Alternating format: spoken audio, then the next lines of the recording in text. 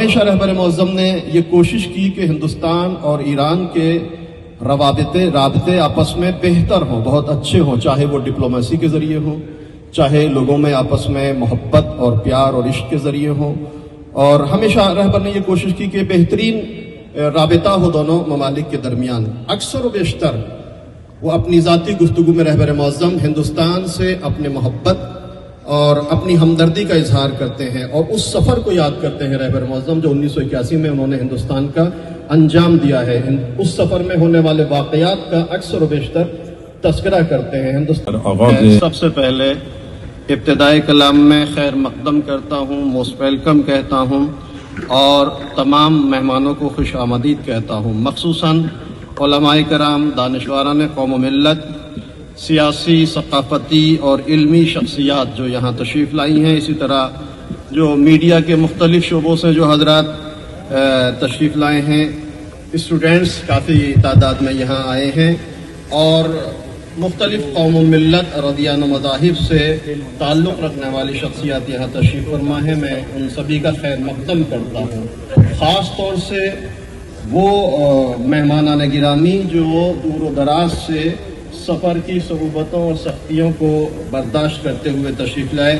مختلف اسٹیٹ سے Kashmir, Ladakh, Bengal, Karnataka, Telangana, U P, Maharashtra, Punjab, Delhi, Gujarat اور مختلف صوبوں سے یہاں تشریف لائے ہیں. خصوصاً لداخ جیسی وادی جو برفباری اور سفر کی انتہائی مشکلات، حالات اور صعوبتوں کو برداشت کرتے ہوئے مہمان حضرات تشریف لائے، میں دل کی گہرائیوں سے خیر مقدم کرتا ہوں. اور بالاخص آیت اللہ قمی یہاں تشریف فرما ہیں، ایران سے تشریف لائے ہیں، سفیر محترم جمہوریہ اسلامی ایران، اور پھر دوبارہ ادیان اور مختلف مذاہب سے تعلق رکھنے والی شخصیات.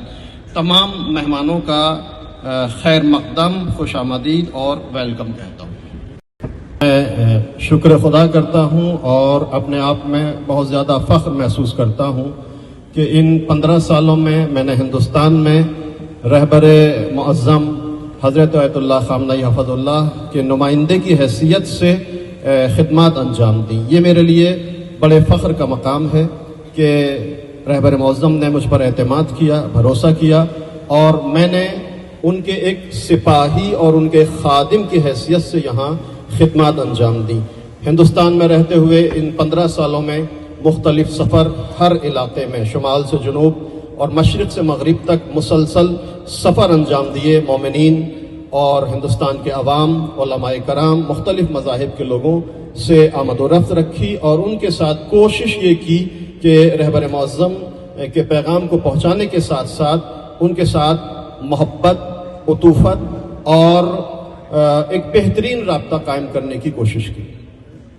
میں ایک بار پھر شکریہ ادا کرنا چاہتا ہوں اس جو خدمات انجام دی ہیں میں نے، اس کے لیے ان علماء نے جو یہاں موجود ہیں اور ہندوستان کے مختلف علاقوں میں انہوں نے جو میری ہمراہی کی اور حمایت کی. اسی طرح سے مختلف اداروں کے جو ذمہ دار ہیں ان کی طرف سے جو حمایت ملی، ادیان مختلف کے جو ذمہ دار ہیں، چاہے وہ ہندو مذہب سے تعلق رکھتے ہوں، بودھ، عیسائی، کرسچن، اور دوسرے ادیان اور مذاہب اور مسالک سے تعلق رکھنے والے جتنے بھی اداروں کے ذمہ دار ہیں، انہوں نے بہت ہی زیادہ حمایت کی اور نہایت ہمراہی کے ساتھ میں ان کی ہمراہی کے ساتھ یہ خدمات انجام دیتا رہا. 15 سالوں میں ہندوستان میں سوائے محبت، پیار، ہمدردی اور ہمدلی کے کچھ نہیں دیکھا.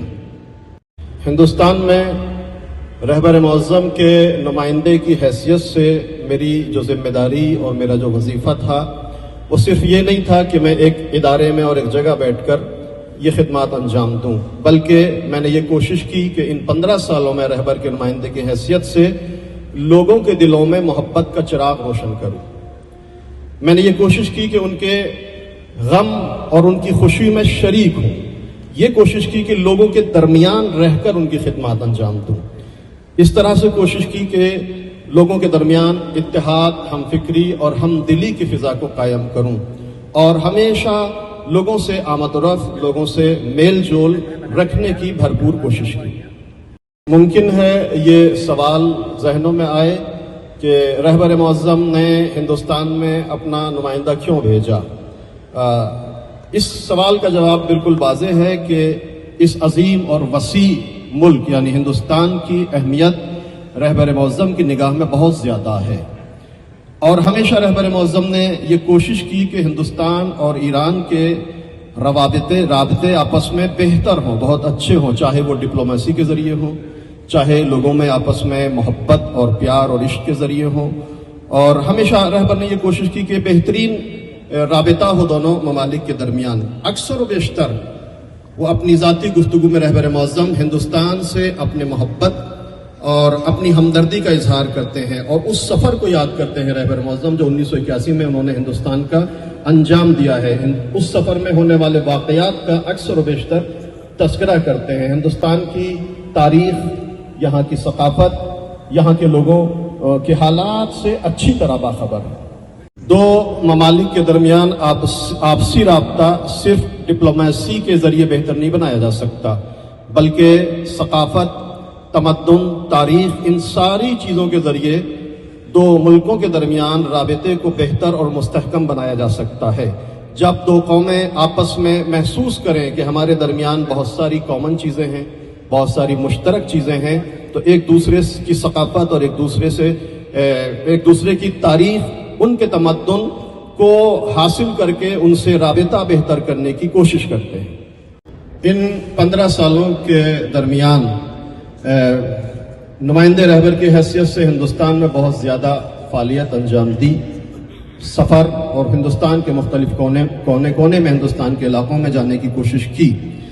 ان تمام تر فعالیت کے درمیان ہندوستانی حکومت کی طرف سے کبھی بھی ایک بار بھی کسی طرح کی مزاحمت ایجاد نہیں کی گئی، اور بلکہ بہت سارے ہندوستانی حکومت کے ذمہ داروں سے اچھا رابطہ، مختلف کانفرنس اور مختلف سیمینار اور مختلف پروگراموں میں شرکت باہمی طور پر، اور آپس میں ایک اچھی گفتگو، ہمدلی اور ہمفکری کے ساتھ ہندوستان اور ایران کے رابطے کو بہتر کرنے کی ہمیشہ کوشش کی گئی۔ لہذا میں ہندوستانی حکومت اور ان کے ذمہ داروں کا شکریہ بھی ادا کرنا چاہتا ہوں کہ انہوں نے اس طرح سے یہ زمینہ فراہم کیا کہ ایران اور ہندوستان کے رابطے کو بہتر بنایا جا سکے۔ جب میں یہاں آیا تھا 2010 میں اور فعالیت اور سرگرمیاں شروع ہوئی تھیں، تو ہندوستانی حکومت کی طرف سے یہ کہا گیا اور درخواست دی گئی کہ ایران میں بھی ہندوستان کا خانہ فرہنگ ہونا چاہیے۔ میں نے فوراً رہبر معظم کی خدمت میں نامہ لکھا، لیٹر لکھا، اور کچھ دنوں کے بعد اور ان کوششوں کے بعد تہران میں ہندوستان کا کلچر ہاؤس، اس کا وجود آیا۔ یہ اس بات کی علامت ہے کہ خود رہبر معظم اس نقطے کی طرف بہت زیادہ توجہ دیتے ہیں کہ دونوں ملکوں کی ثقافت، معنویت، تمدن، تاریخ، ان چیزوں کے ذریعے دونوں ممالک کے درمیان بہتر رابطہ قائم کیا جانے کی کوشش کرنی چاہیے۔ رہبر معظم ہمیشہ ہندوستان کی ثقافت، تمدن، تاریخ اور ایران کی ثقافت و تمدن و تاریخ کو لے کر دونوں ممالک اور دونوں قوموں کے درمیان بہتر رابطے کی کوشش کی۔ نقطے کی طرف ہمیشہ رہبر معظم نے تاکید کی کہ صرف اتحاد، وحدت، ہمدلی صرف اور صرف شیعہ اور سنی تک محدود نہیں رہنی چاہیے، بلکہ تمام ادیان کے، تمام مذاہب اور مسالک کے ماننے والے لوگوں کے درمیان بھی آپس میں پیار، محبت، اتحاد کی فضا قائم کرنے کی ضرورت ہو۔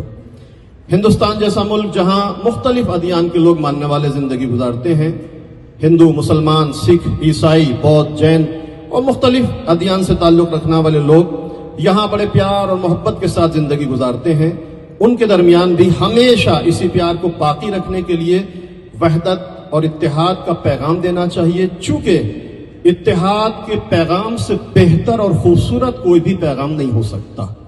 یہ رہبر معظم کی ہمیشہ تاکید رہی، اور ہمیشہ اس نقطے کی طرف انہوں نے تاکید کی۔ جب اکثر و بیشتر ایران میں مختلف ذمہ داروں کے درمیان بیٹھتا تھا تو ہندوستان کی اس خوبصورت فضا کی مثال دیا کرتا تھا کہ میں نے ہندوستان کے چھوٹے چھوٹے علاقوں میں، گاؤں اور دیہات تک سفر کیا ہے، وہاں میں نے دیکھا ہے کہ مختلف لوگوں کے، مختلف دین اور ادیان کے ماننے والے لوگ آپس میں کس طرح پیار اور محبت کے ساتھ زندگی گزارتے ہیں۔ لہٰذا اسی سلسلے اور رہبر معظم کے اسی پیغام کو آگے بڑھانے کے لیے ایسی کانفرنس منعقد کی، ایسی کانفرنس اور سیمینار میں شرکت کی جو مختلف ادیان کے درمیان محبتوں کو ایجاد کر سکے. اس طرح کی کتابیں لکھی گئیں, اس طرح کے نشریات کو عام کرنے کی کوشش کی جو وحدت اور اتحاد کے پیغام کو عام کر سکے. رہبر معظم ایک مرجع ہونے کی حیثیت سے جو فتویٰ دیتے ہیں, اور اسی طرح سے آیت اللہ سیستانی حفظہ اللہ اور دوسرے مراجع کرام کے جو فتاویٰ ہیں, اس سلسلے میں وہ سب کے لیے واضح ہیں. تمام مراجع کہتے ہیں کہ کسی بھی مذہب کے مقدسات کی توہین شرعاً جائز نہیں ہے.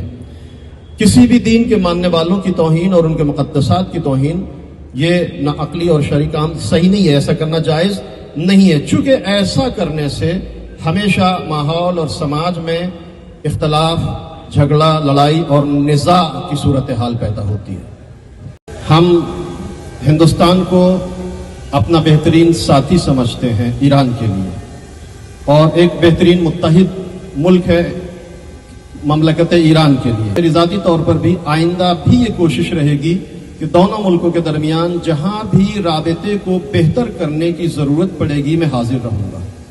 یہاں سے جانے کے بعد بھی 15 سال ہندوستان میں تھا.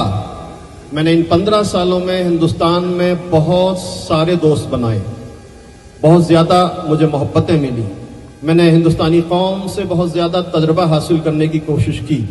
ہندوستان میں رہنے کے بعد میں نے بہت چیزوں سے استفادہ کیا, مختلف صوبوں اور مختلف علاقوں میں سفر کیا, وہاں کی مختلف ثقافتوں سے کچھ نہ کچھ سیکھنے کی کوشش کی. ہزاروں صفحے کتاب میں نے ہندوستان کی ثقافت کے متعلق, ہندوستان کے کلچر کے متعلق ان کا میں نے مطالعہ کیا. ہندوستان کے لوگوں سے محبت اور پیار یہ طرفینی تھا. میں اب ایران واپس جا رہا ہوں, لیکن ہندوستان کی یاد, ہندوستان کے لوگوں کی یاد, یہاں کے لوگوں کا دیا جانے والا وہ پیار ہمیشہ ہمیشہ میرے دل میں باقی رہے گا. میں تو جا رہا ہوں, لیکن میرے بعد آنے والی جو شخصیت ہے جو نمائندہ رہبر کی حیثیت سے یہاں خدمات انجام دیں گے, وہ حجت الاسلام والمسلمین حاج آغا حکیم الہی جو ہمارے یہاں درمیان تشریف فرما ہے. ایک ایسی شخصیت ہے جو خود ذاتی طور پر انتہائی تجربہ کار اور بین الاقوامی حیثیت کے مالک ہیں. ایک عالم اور ایک دانشور, ایک مدیر اور مدبر. انشاءاللہ اب وہ یہاں خدمات انجام دیں گے رہبر معظم کے نمائندے کی حیثیت سے, اور اسی طرح ہندوستان اور ایران کے رابطے کو بہتر بنانے کی ہمیشہ کوشش کرتے رہیں گے. السلام علیکم ورحمۃ اللہ وبرکاتہ.